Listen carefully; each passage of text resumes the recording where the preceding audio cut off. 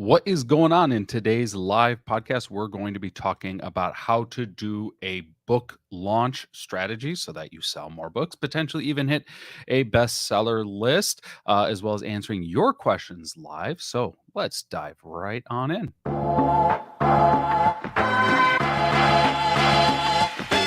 Are you tired of the endless stream of fantasy marketing and vanity metrics? Yeah, so am I.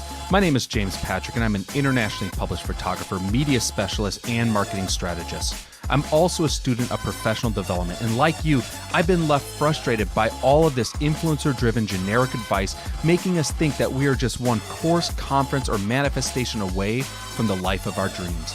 We need to cut through this crap and move beyond the posturing, beyond the facade, beyond the image to take real action on the real work that will create the real results. This is the Beyond the Image podcast. Welcome to our live recording of the Beyond the Image podcast. Truly honor that you could take some time to get some information and get a little inspiration to help you in your entrepreneurial journey. It has been a whirlwind of a week, last few weeks. Even the last 24 hours, in 24 hours, I did 4 different campaigns, 2 magazine covers, editorial campaign, as well as a commercial campaign. So I got into the office legitimately just a few minutes before we started rolling and went live. But other big news is we just dropped the brand new issue of Ricochet magazine. So Ricochet magazine number 8 just hit today. It is out. It is available. It features the amazing Jodi Tiart on the cover. Super excited about that. It was one of our most submitted to issues we've ever had in the year and a half that we've been running and managing the publication. So the publication, we have over 100 pages of submitted artistic contributions in the magazine. So really, really proud of that. And in 1 month, we are kicking off the unveiling, the brand new relaunch of Icon Refined magazine. We will be doing a live event on September 28th to unveil the cover of Icon Refined magazine, which our team has been working extremely, I was going to say excruciatingly, or excruciatingly, yeah, that too, but extremely hard on. So we are super excited to bring that to you, and we've completely revolutionized that entire brand and publication from where we started it back at the beginning of 2022 to where we are taking it throughout the rest of 2023 and beyond. So stay tuned for details on that. So for today's show, as always, you can ask any questions you have on this topic or any topic related to marketing, business development, sales, personal branding, PR strategy, roadblocks or hangups that you're dealing with in your professional lives. Wherever you're watching, whether it's YouTube or Facebook, you can just put your questions right into the chat area, and I will get to those. But I wanted to talk about book launch strategies, and I have a couple clients right now who are going through book launches. Some are going the traditional publisher route, and then some are going the independent publisher route. So a lot of what I'm going to talk about actually will touch on both of these facets, whether you're going with a traditional publisher or whether you're going the self-publishing route. Now, full disclosure, I've self-published 3 different titles. 2 of those 3 titles hit bestseller lists on Amazon. And currently, right now, I'm in the process of going the traditional publishing route for my 4th book. That's the goal, and so I'm going through the proposal process. So based off that, I can report on how to submit proposals for traditional publishing. The big difference that you might see between publishing yourself, independent publishing, and publishing through a traditional publisher is really just the reach of where the book is going to be, and if you are getting any additional support in the marketing of said book.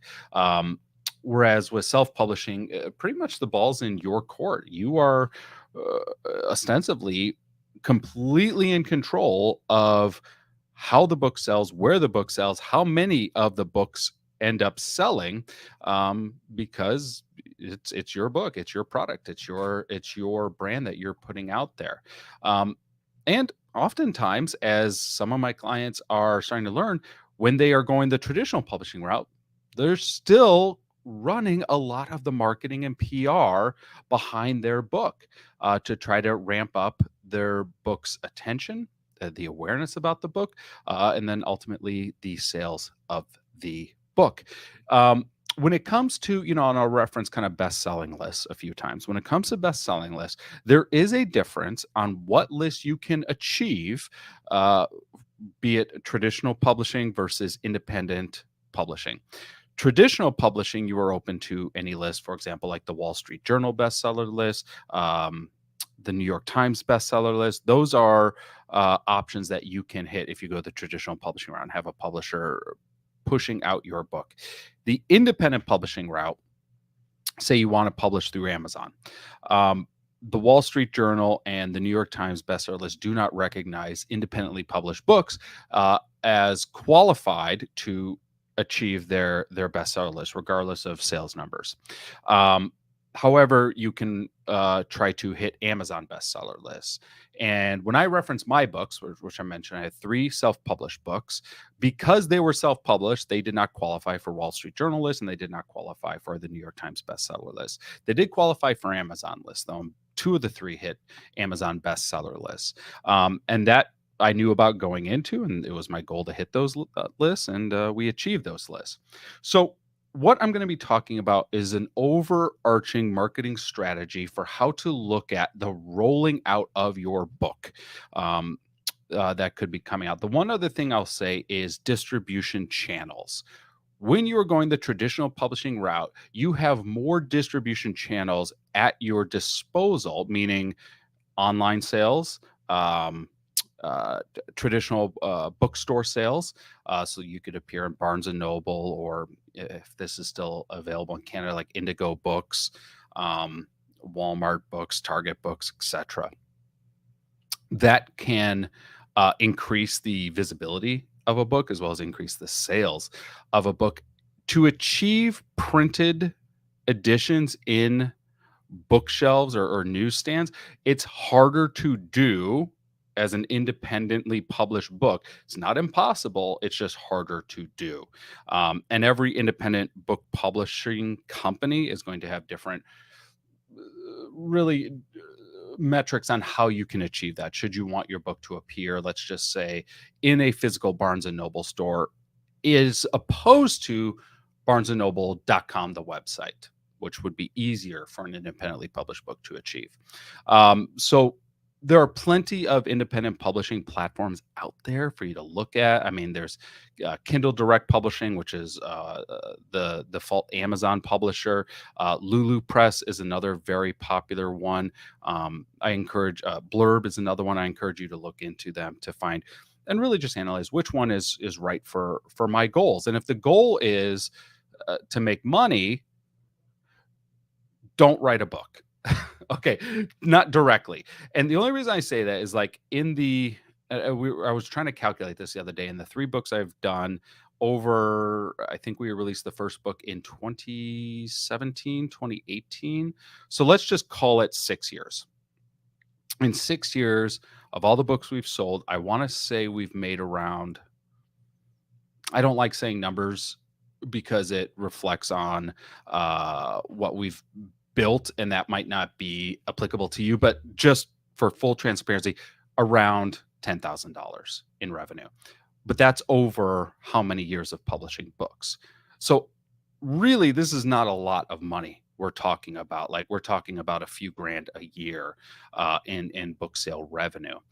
Uh, However, indirectly, having books published and having books hit bestseller lists has had a extreme benefit to our ROI, because these are our marketing tools. These are our awareness tools. These are our nurturing tools. These are tools that can lead to larger conversions, that can increase our customer lifetime value, that enhances the trust and rapport our audience can have with us as a subject matter expert in the field we are espousing. So it is vastly beneficial to have a successful book launch, but I would not really advocate that that I want my listeners to really be trying to have a successful book launch because I think they're going to be making a lot of money. This is not to make a lot of money. This is to have a piece of marketing clout so that you can leverage it to make money. All right. So, looking at your book launch itself and kind of expanding that timeline, what I would start to look at is the the pre-sale as well as the actual sale. And I do distinguish between those two because a lot can happen in the pre-sale that can really help the speed and momentum during the sales phase. During the pre-sales phase, and this can be maybe around, let's say, 8 to 12 weeks, so 2 to 3 months. You can be doing a couple different things to ramp up awareness, conversations, and by default, excitement about your upcoming book launch. So, for example, one of the things that you can start to do is you can start to build a mailing list for your book launch. And one of the best ways to do this is to create a lead magnet that is tied into what the book will ultimately be about. So you may have seen when authors will release the first chapter of the book for free on their website before the book ever hits stands. They'll say, my book is coming out in 3 months, but you can get the first chapter right now for free. Just go to this website and enter your email address and be able to download it. What they are doing is they are building a warm list of leads leading up to the book launch who want to have a notification of when this book launches and are more likely to buy the book because of the quality that was provided in that first chapter, in that free chapter. Or you could see something like, hey, I recorded this video course that aligns with a big portion of the book and you're going to want to have access to it. I'm giving access to it absolutely free if you go to this website and enter your name and your email address. What you are doing is you are building a list of individuals who you are going to be pinging once that book is out or once that book is available for sale or for pre-sale. And to give something away that is connected to the book is a phenomenal lead magnet because this grows your client list or your potential client list. But these are people who are signaling back to you, yeah, I'm interested in what this book is going to be about and what you are promoting or what you're espousing. So, yeah, send me this free thing. And once I get this free thing, and if this is quality, if you put quality into this book or this, essentially the first chapter or video tutorial, or maybe it's a workbook that's going to, be a side companion to the book that will ultimately come out, I feel indebted to you because you gave me so much value without charging me. And I'm going to want that book even more as a result. So, building a mailing list is one of the first and most important things you can be doing. Then, as you're coming into actually selecting how the book is being categorized on online sales, that is also something that is quite important is what categories are you choosing for this book to fall under?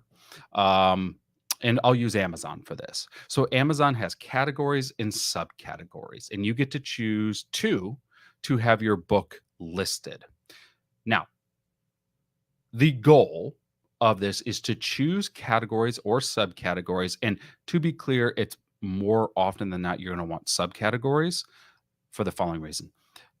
Categories or subcategories that have high relevancy, meaning you're not choosing health and wellness if your book is about, I don't know, how to weld metal, and you're not choosing arts if your book is about, I don't know, how to do the perfect push-up. You choose a category or subcategory that is highly relevant, but also has low competition. High relevancy, low competition. It's the same with early SEO strategies and keyword strategies, which are selecting keywords that were highly relevant to what your brand and business and product or service is about, but that do not have a lot of competition. Not a lot of people are using these words, and I was trying to find that sweet spot between the two. Well, choosing your book category is ultimately the same.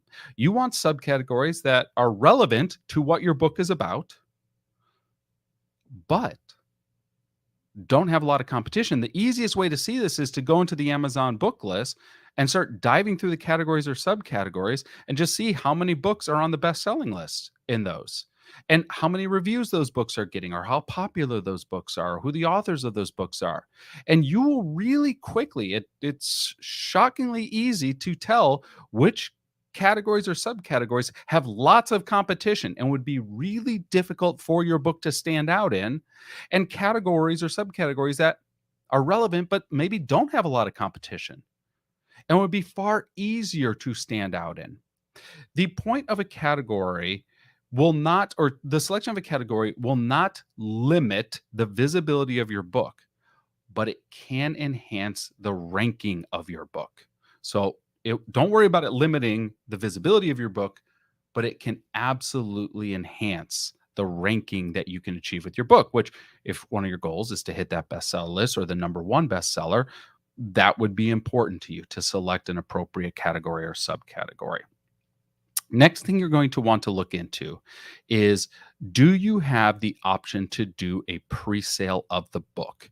Now, this is not always an option for independent publishers. Like when I go through Amazon's independent publishing platform, they do not offer that as an option for purchasers of the book. However, if you do have a publisher, whether it's traditional or a independent publisher who does allow for the pre-sale of the book, this is extremely important for the following reason. When you have a pre-sale, and let's just say you run the pre-sale for 2 months. So like I have 2 clients who are releasing books in January and February respectively, and they've opened up their pre-sales now. They're not, one has marketed their pre-sales already because their book launches like January 1st. So they're ultimately going through 3 months of pre-sale, but they're really going to push it ramping up into the holiday season for gift guides or gift bags, things like that. I would say about 8 weeks would be an optimal time to do a aggressive pre-sale. When someone purchases your book on pre-sale, so for my clients that have books on pre-sale, like I signed up for it. Like I bought their books, and there were a couple of them. My credit card doesn't get charged now. My credit card gets charged when the book comes out, let's say January 1st, and that book actually drops and is officially available.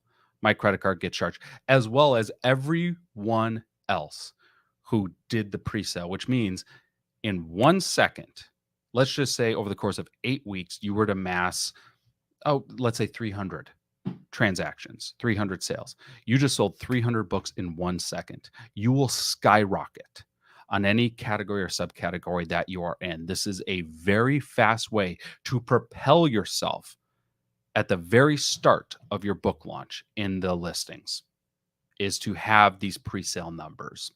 Now, as I said, this isn't available for all, but here's some other things that you can do in addition to and in lieu of a pre-sale. So if I have a pre-sale, I will start a podcast tour / a media tour to promote my book before the book comes out, because I can drive. And by the way, you can do this if you're not doing a pre-sale, and if you're doing a lead magnet instead, you can start to go on a podcast tour. You're going on different shows. So you send off a pitch deck and you send off a couple topics that you can speak on to talk about what is going to be in your book. And the gift for the listeners of the show is your free lead magnet. Oh, by the way, I am giving away the first chapter of my upcoming book free for your listeners. Just go to thiswebsite.com, enter in your name and email address, and I will send it right over to you. Or, hey, I created this free workbook that is going to be a side companion to my book that's coming out in a couple months. You don't need the book. You can just use the workbook, and it's great. Just go to this website and enter your name and your email address, and I'll send that book right over to you, or that workbook right over to you. It's a PDF. This is a way that you can start to build that list, or that attention and that awareness, is by going out to where your target clients are, or where your target purchasers are, and communicating what is going to be in the book, or what teachings you are trying to espouse within that book. So the podcast tour can start before the book launch, provided you have a lead magnet in place to capture those names and those email addresses, which, by the way, do that. Don't release a book unless you are doing that, because that is another thing that's going to propel those sales. Um, but if you happen to be skipping that, or you're too far along into the process, or you just don't want to deal with that at this moment, definitely start the podcast tour right when that book comes out, or maybe a few weeks before, because podcasts take a few weeks to land and get published, so that by the time the book is available for sale, for pre-sale, or for someone to sign up for a lead magnet, your name, your brand, your messaging, your values are being featured in different media outlets, whether it's podcasts, local news, digital news features, etc. You can you can do a press release run about your book and what it is about, to try to get your book in front of even more media outlets. So I would say that's another thing that you can do. Once the book comes out, like the official launch date, then you're going to be doing all your own organic social media promotion of the book. You'll be posting about it, you'll be talking about it on all your own channels, but you want to be emailing that list that you've built over the last 8 to 12 weeks of people who wanted that free lead magnet, who are so excited about this book coming out. Well, you want to ping them. It is time. It is out. Now you can get it. And by the way, this is not one email. This is a couple emails spread out over the course of weeks. And the reason being, there's actually two reasons. Number one is we don't always do what we're asked to do on the first round. We learn that with advertising, and how many times we have to be exposed to an ad before we start to notice it, or before we start to see the connection or the relevancy to what we're doing. And then number two is you want to spread out your sales over time. And the reason for this is the way lists are categorized and ranked is not just how many sales you have in 1 minute or how many sales you have in 1 hour. It's how many sales, that is part of it, but how many sales are you going to have over a period of time? So if you spike in sales right away and then you immediately drop down and sell nothing again, that doesn't look so good. But if you're able to spike in sales and then you kind of stay up there and you're kind of bouncing up and down, always trying to target and create new sales, well, that's going to keep you not only ranking high, but ranking higher than you would have through the other approach. So to couple with this, so we've talked about, like, you're promoting it to your audience multiple times through organic social media, through your emails, or through your SMS, whatever external communication platform that you're using.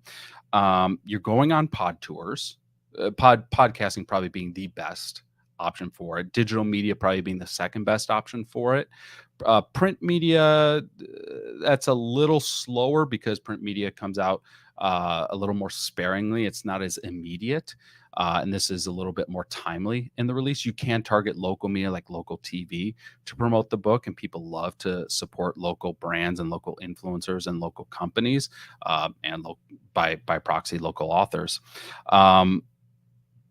But what you can also do is you can create an alliance or a network of individuals who are willing to promote and talk about and share the book on your behalf. And this is one of those things. I was talking to one of my clients the other week, and she says, "Well, why would people promote my book? What if they're also coaches, and what if they're in my industry? And wouldn't it be like them promoting their competition?" And I was like, well, yeah, but why is that a negative thing? I have, like, when I look at my podcast, I have people who do what I do on my show all the time. And the reason being is because what they have to offer my audience has value. And it looks good for me to bring these subject matter experts onto my show. It keeps listeners listening to my show. Even if they're a competitor of mine, that's okay. Come on my show. If you have something of value to share to my audience, I want you on my show because it benefits my audience. And the more I'm in a position where I'm creating content or bringing people on my show who deliver content that benefits my audience, the higher the trust and rapport I have with my audience. So it benefits everyone, right?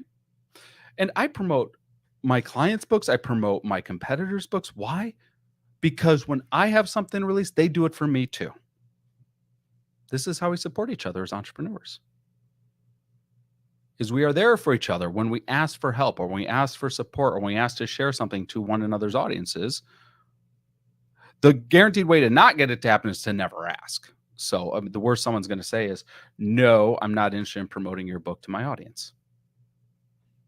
Okay, that's fine, no worries. And then you just know that you don't have to promote their next release to your audience. That's fine, no big deal. Nothing was lost in that conversation.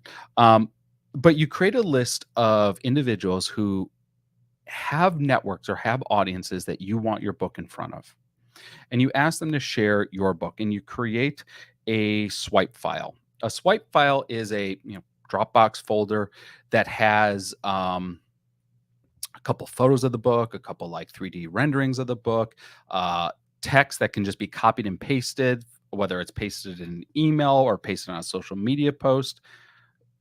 It keeps it simple because all someone has to do is be like, "Oh yeah, let me just grab this photo of the book, copy and paste this, boom, it's on my stories. I've promoted your book."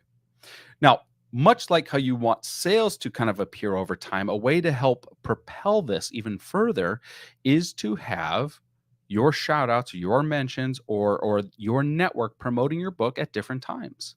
So not everyone's promoting on the same day, because if that's the case, one, it's going to feel more like a blip, and any sales you get are going to be in that specific gamut of time. Um, Whereas if you were to spread them out, let's say over 2 weeks, and you give everyone a different day. Hey, can you post on this Monday? Can you post on this Tuesday? Can you post on this Wednesday? Now you're getting on people's radars day after day after day after day, which means you can get sales to trickle in day after day after day after day. And if audience members are seeing this book from this person over here, and then, oh, they see the same book from this other influencer over here, and they see the same book promoted from this entrepreneur over here, their exposure to being shown this book again and again and again, assuming that, some people follow several of the individuals that you're reaching out to, increases the likelihood that they're going to take action and get this book. So that is another thing that is going to propel your book in the rankings. The one last thing I will say is as a strategy, or as part of the strategy, it's a tactic that's part of the strategy, would be to highly campaign those who purchase the book and receive the book, who enjoy the book, to leave a review on the book. Reviews are critically important, and verified reviews, and I'm speaking specifically to Amazon right now, verified reviews are weighted so much higher than non-verified reviews. In order for a review to be verified, they would have had to purchase your book through Amazon, receive the book, and then leave the review through Amazon. That's the only way to leave a verified review, and those are rated very highly. In fact, reviews with photos are rated even higher. So to put messages out to your audience asking them for a review, if you enjoyed this book, please, it helps so much. Please leave a review. And that's why we say it on the podcast. That's why we ask for reviews on the podcast. Like we have, I don't know, let's say 350 or so reviews on the podcast. It's because we've asked. And those 300 and some reviews have helped propel the show and get it in front of more people. So the more positive reviews your book is getting, even negative ones, the more reviews your book is getting, the more it is going to rank when people are searching for content about your book or that could be covered within your book.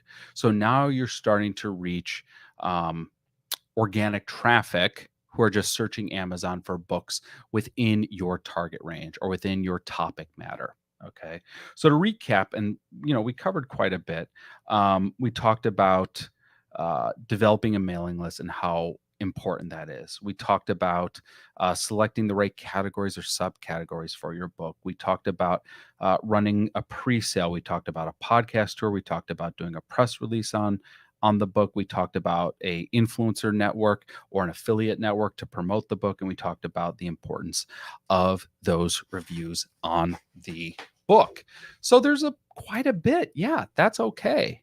What I would recommend is you pull out a calendar and you scroll back from when you are scheduling your book launch. You scroll back at least 8 weeks, 12 weeks is better. And you start charting out what your pre-sale work needs to be. and when it needs to happen, and then when the book launches, and then what the sales strategy is going to be and when it needs to happen. And when you have it charted out like that, it becomes far easier and far more manageable to actually work through and get these things done. So let me know if you have any questions on that, or if you have questions really on anything related to um, marketing or sales strategy or PR strategy. But this is something that we've done for two of our three books. Now, as I mentioned, two of the three books hit bestseller lists, and the third one did not. The reason the third one did not, someone on Facebook says, "Great tips, thank you." Well, thank you for tuning in. The reason the third one did not, it's because there are ostensibly two types of books that one could self-publish. They call them, and I hope I get this right, high content versus low content books. So a high content book is like my Fit Business Guide or my Fit Business Online. Um, they're actual books that contain content that people want to read. Um, Low content books are more like planners and journals.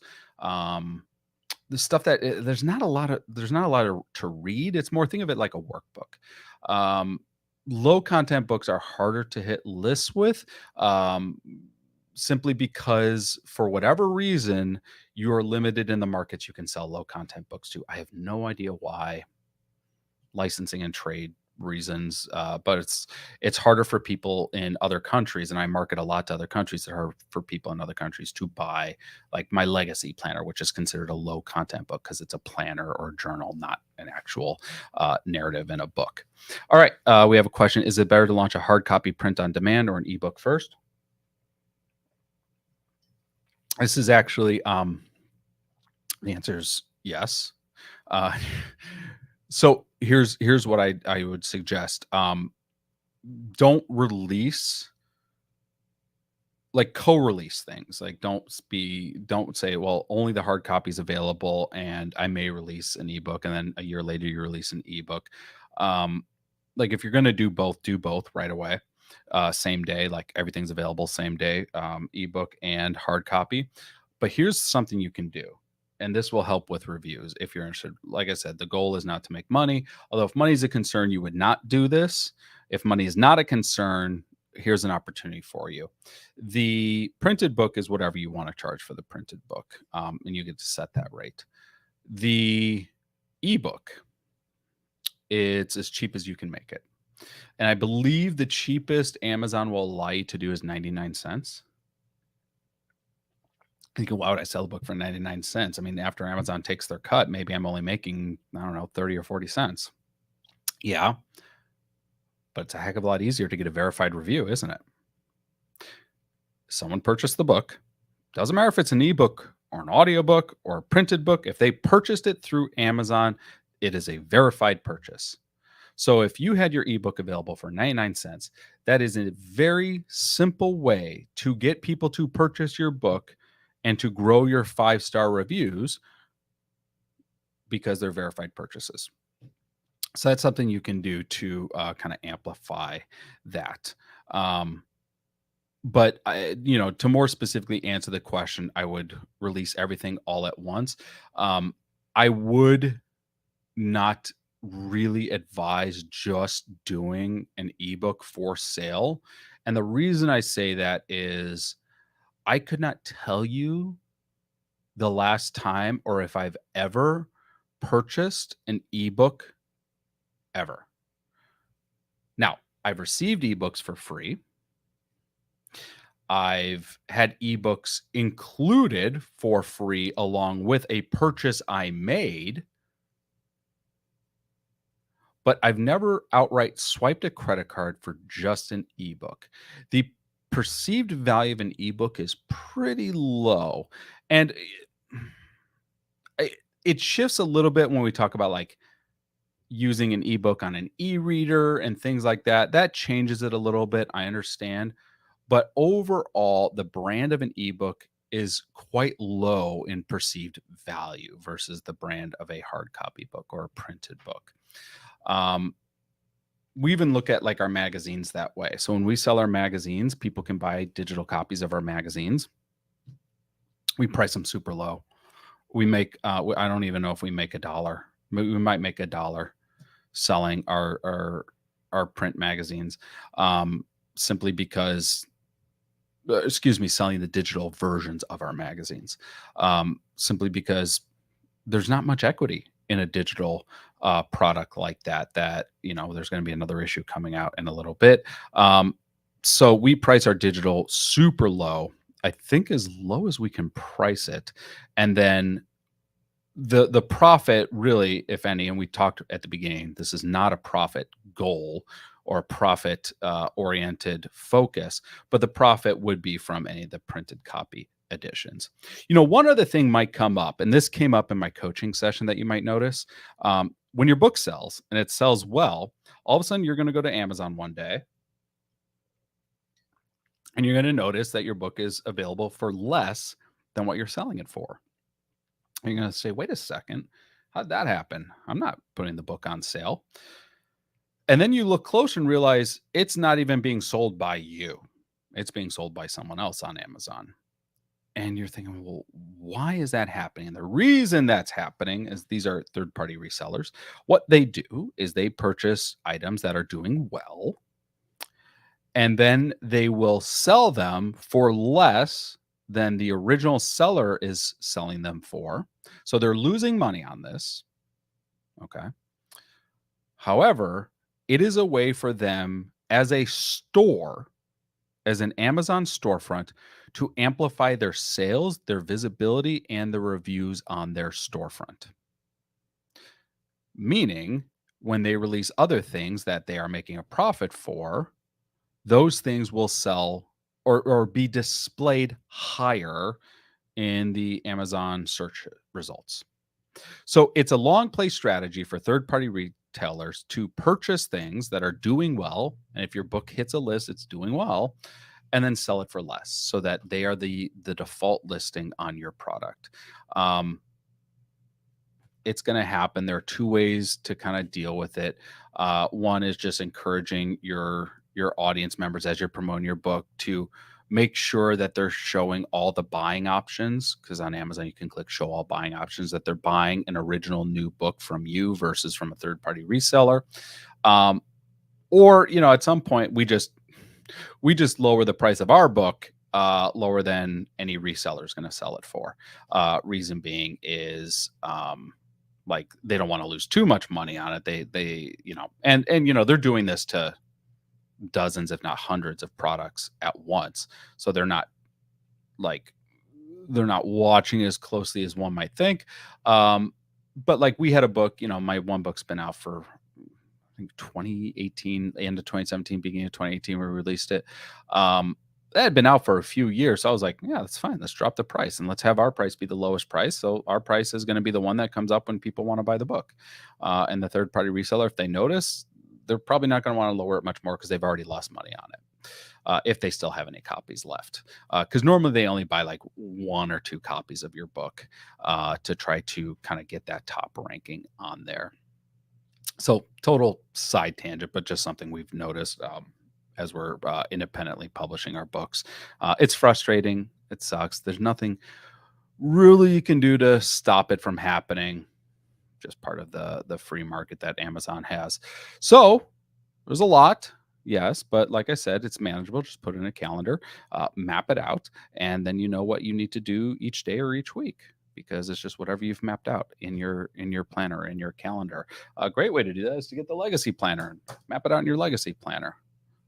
Nice little plug there. So, anywho, so for next week's shows, I am traveling the beginning of the week. We have a big magazine project out in the East Coast. So our publishing schedule is going to be somewhat askew. as these are coming out, but we'll have some new live episodes coming to you shortly, as well as some interviews and some solo casts that we'll be putting out on the show. As always, we appreciate your 5-star reviews on the Apple Podcast app, and you now know how much they help. So thank you so much for tuning in to our live coaching. If there are any topics you want me to cover in future episodes, shoot me a text 480-605-3254. Let me know what topics you want me to cover, and we'll dive into those in future episodes. Until then, have a great weekend or a great week if you're listening to this on Monday. Take care, everyone.